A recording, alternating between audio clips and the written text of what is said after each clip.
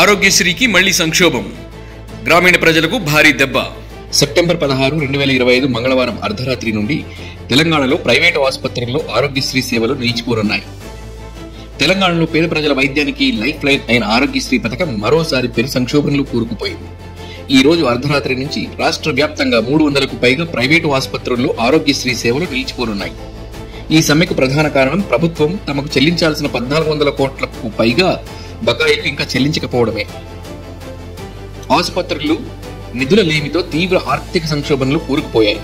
గత 3 వారాలుగా ప్రభుత్వం మరియు ఆరోగ్యశ్రీ ట్రస్ట్ అధికారులతో చర్చలు జరిపినా అవి ఏమాత్రం ఫలించక హాస్పిటల్స్ అసోసియేషన్ ఈ నిర్ణయం తీసుకోవాల్సి వచ్చింది. ఈ నిరసనల వల్ల అత్యవసర సేవలతో పాటు క్యాష్లెస్ వైద్యం కోసం ఎదురు చూస్తున్న వేలాది మంది రోగులకు తీవ్ర ఇబ్బందులు తప్పవు.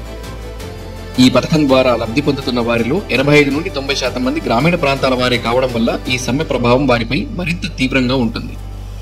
కేవలం బకాయిల చెల్లింపు మాత్రమే కాకుండా ఆసుపత్రులు మరో 2 ప్రధాన డిమాండ్లను కూడా ప్రభుత్వానికి సమర్పించాయి. ఒకటి, వైద్యం కోసం ప్రభుత్వం చెల్లించే ప్యాకేజీ రేట్లను పెంచాలి. రెండవది, క్లెయిమ్స్ పరిష్కారానికి ఒక పటిష్టమైన యంత్రాంగాన్ని ఏర్పాటు చేయాలి. ఈ డిమాండ్ను పరిష్కరించకుండా కేవలం కొంత మొత్తం విడుదల చేస్తే ఈ సమస్య తాత్కాలికంగానే పరిష్కారం అవుతుంది తప్ప పూర్తి స్థాయిలో కాదు. ప్రభుత్వ నిధుల నిర్వహణ లోపాలను కూడా ఈ సమ్మె సూచిస్తోంది. పదే పదే ఇలాంటి సమస్యలు తలెత్తడం పథకం యొక్క స్థిరత్వాన్ని ప్రశ్నిస్తోంది. ప్రభుత్వం వెంటనే స్పందించి ఆసుపత్రుల యాజమాన్యంతో చర్చలు జరిపి ఈ సంక్షోభాన్ని పరిష్కరించాల్సిన అవసరం ఉంది. లేకపోతే పేదల ఆరోగ్య హక్కులు తీవ్రంగా దెబ్బతినే ప్రమాదం ఉంది.